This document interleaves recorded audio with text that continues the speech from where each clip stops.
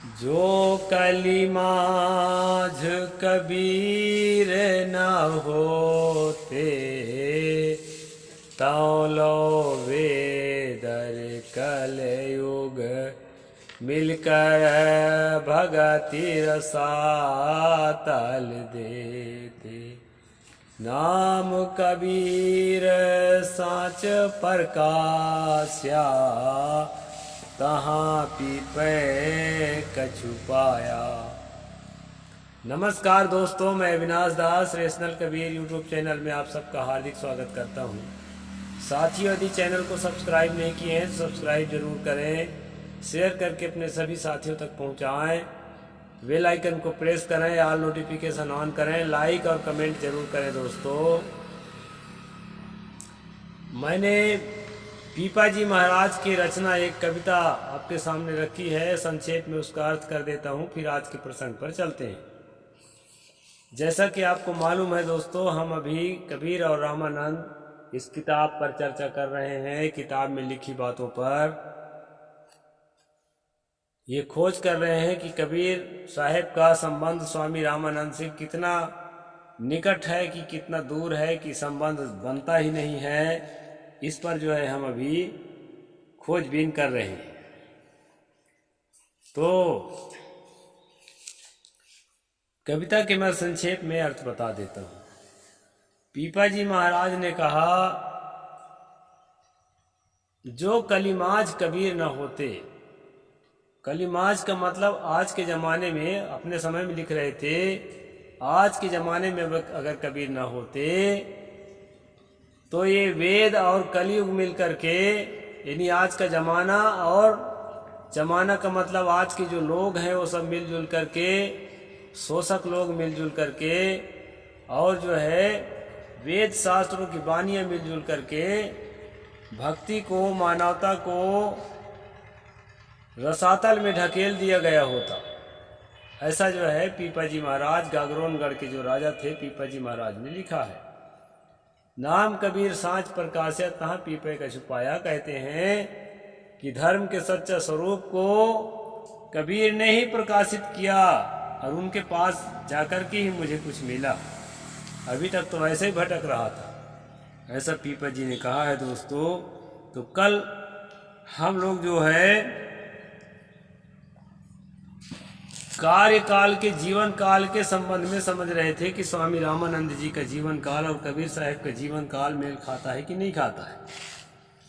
तो अभी तक तो नहीं खा रहा है दोस्तों। और जो है अन्य अन्य लेखकों की बातें यहाँ पर, तर्कशील बातें यहाँ पर साहिब ने लिखा है, उसको एक नज़र और पढ़ लेते हैं, फिर आगे की बात करेंगे। क्या यह ब्राह्मण का स्वाभाविक धर्म है कि वह शूद्र को अपना शिष्य बना लेगा?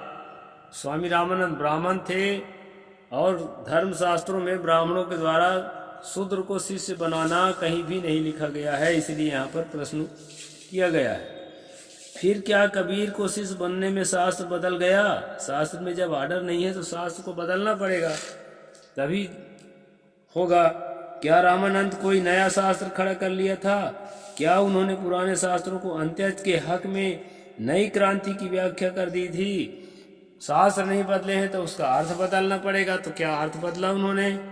यदि इनमें से कोई भी कार्य नहीं हुआ था तो हिंदी साहित्य में यह गाल बजाई किस बात की हो रही है कि कबीर के गुरु रामानंद थे? ये लेखक ने सवाल पैदा किया है। ना तो शास्त्रों को बदला गया है, ना तो परंपरा को छोड़ा गया है, और ना तो लोक रिवाज में कोई तब्दीली आई है, ना शास्त्रों के अर्थ में कोई तब्दीली आई है। फिर जो गाल बजा रहे हैं कि कबीर के गुरु रामानंद थे, तो किस आधार पर गाल बजा रहे हैं? ऐसा यहाँ लेखक ने प्रश्न पैदा किया है। कबीर रामानंद को यही कहेंगे आज, महाराज मुझे अपना शिष्य बनने से बाज आओ, मैं तुम्हारा क्या लगता हूँ? जाओ ब्राह्मणों को अपना शिष्य बनाओ, क्षत्रियों को अपना शिष्य बनाओ, वैश्यों को अपना शिष्य बनाओ, और मेरा पीछा छोड़ो। क्योंकि कबीर साहब एक परिपक्व व्यक्ति थे, और वो इस तरह से सड़ी गड़ी परंपराओं को स्वीकार नहीं करते थे, ब्राह्मण बात को स्वीकार नहीं करते थे। तो वो किस गरज में जो है उसको कहेंगे कि मुझे अपना शिष्य बना लो? वो तो उसको हटाना चाहेंगे, उससे दूर हटना चाहेंगे। इस प्रकार से यहाँ लेखक ने सवाल पैदा किया है दोस्तों। कबीर साहित्य के मर्मज्ञ विद्वान आचार्य परशुराम चतुर्वेदी अपने प्रसिद्ध पुस्तक उत्तरी भारत के संत परंपरा में लिखते हैं, परंपरा से प्रसिद्ध है कि स्वामी रामानंद के 12 शिष्य थे, जिनमें 5 अर्थात सेना नाई, कबीर साहेब, पीपा जी और रमादास, रविदास तथा धन्ना के साथ पद्मावती नाम के एक शिष्य को भी सम्मिलित करके रहस्यमयी रहस्यत्रयी टीकाकार ने उन्हें 6 मान लिया है और जितेंद्रिय भी कहा है। शेष 7 में अनंतानंद, सुरसुतानंद, नरहरानंद, योगानंद, सुखानंद, भावानंद तथा गलवानंद को मिलाकर के उन्हें नंदन बतलाया गया है। इस प्रकार प्रस्तुत 13 जान पड़ते हैं व्यक्तियों को सार्धा द्वादश शिष्य ही कहा है, परंतु स्वामी रामानंद के उस उक्त शिष्यों के नामावली में बहुत मतभेद भी पाया जाता है। सर्वसम्मत नामों में सेना नाई आदि उक्त 5 के अतिरिक्त अन्य भावानंद, सुरसुतानंद, सुखानंद के नाम ही लिए जाते हैं।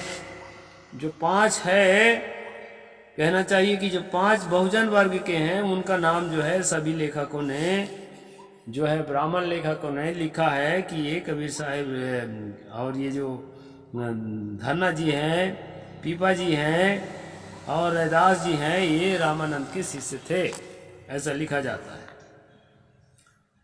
हाँ, आगे कहते हैं शेष 4 के नाम प्राय भिन्न भिन्न दिख पड़ते हैं। इनके सिवाय उक्त 8 नाम वालों संतों को समकालीनता का प्रश्न भी आज तक किसी संतोषप्रद ढंग से हल नहीं हो पाया है। हाँ, उक्त भावानंद, सुरसुरानंद तथा सुखानंद नामों के अंत में जुड़े हुए आनंद जो है, ये नंद जो लिखा हुआ है, ये उसके शिष्य हो सकते हैं, क्योंकि गुरु लोग क्या करते हैं, अपने नाम के आगे, अपने शिष्यों के नाम के आगे जो है एक शब्द बनाते हैं। जैसे हमारे पारक सिद्धार्थ में धर्मेंद्र साहिब जो है, उनके शिष्यों में जो है आप देखेंगे कि इंद्र लगाया जाता है सबके शिष्यों में। तो रामानंद स्वामी जो है कबीर साहिब के नाम में कबीरानंद तो लिखा नहीं है, रैदास के नाम में रैदासानंद नहीं लिखा है। इस प्रकार से जो है दोस्तों उनके शिष्य वो नहीं हैं। शब्द के संकेत और उपलब्ध ग्रंथों के प्रसंग के आधार पर उन्हें स्वामी रामानंद के शिष्यों में निश्चित रूप से सम्मिलित करने की परिपाटी बहुत दिनों से चली आती है और संभव है यह बात सत्य भी हो, किंतु उक्त अन्य 5 व्यक्तियों के विषय में ऐसा वैसा परिणाम निकालने की विशेष आवश्यकता है। जहाँ तक उक्त 5 केवल सेना नायक में ही स्वामी रामानंद का नाम अपने एक पद में लिया है, सेना नाई ने एक पद में रामानंद का नाम लिया है, या कि घुसा दिया गया होगा, ऐसा भी हो सकता है। हाँ, राम भगत का जानकार भी बतलाया है। उनके कथन से जान पड़ता है कि संभवतः अपने समय में वर्तमान रामानंद के ही संबंध में ऐसा कह रहे हैं। इनके आधार पर सेना नाई तथा स्वामी रामानंद के समकालीन होना मान लिया जा सकता है, परंतु केवल एक प्रशंसात्मक परिचय के सहारे सेना नाई को इसके शिष्य भी मान लेना ठीक नहीं जान पड़ता। कबीर साहिब की उपलब्ध प्रमाणिक रचनाओं में स्वामी रामानंद का नाम कहीं भी नहीं आता। जहाँ तक पता चलता है, इनके विषय में स्वामी रामानंद के शिष्य समझे जाने वाले सेन, रैदास तथा धन्ना ने इनकी कुछ भी चर्चा नहीं की है। धन्ना भगत की एक रचना सिखों के गुरु ग्रंथ साहिब में इस प्रकार है। मतलब जो है सेन के एक कविता में नाम आई है, बाकी 4 अन्य जो हैं इनके किसी भी कविता में स्वामी रामानंद का नाम नहीं आता है गुरु के रूप में। गोविंद गोविंद गोविंद संग नाम देव मन लीना, आर दाम को छिपरो होई गो लाखीना, बुन्ना तन्ना त्यागी के प्रीति चरण कबीरा, नीच कुल जोलाहरा भई गुनी गहीरा, रविदास ढूंढता ढोरनी तिनी त्यागी माइया, प्रगट हुआ साधु संगी हरि दर्शन पाइया, सेन नाई बुत कारिया ओहू घर घर सुनिया, हृदय बसे पार ब्रह्म भक्ता माही गनिया, यही विधि सुन के जाट रो उठी भक्ति लागा, मिले प्रत्यक्ष गोसाइया धन्ना बड़ भागा। ये धन्ना जाट जो है अपने समय में कविता लिखा है। इसमें नामदेव जी गोविंद की भक्ति में लीन हुए, 2.5 दाम की छिपी भक्ति में लखपति अर्थात बड़े धनवान हो गए, नीच कुल जुलाहा जाति में जन्मे।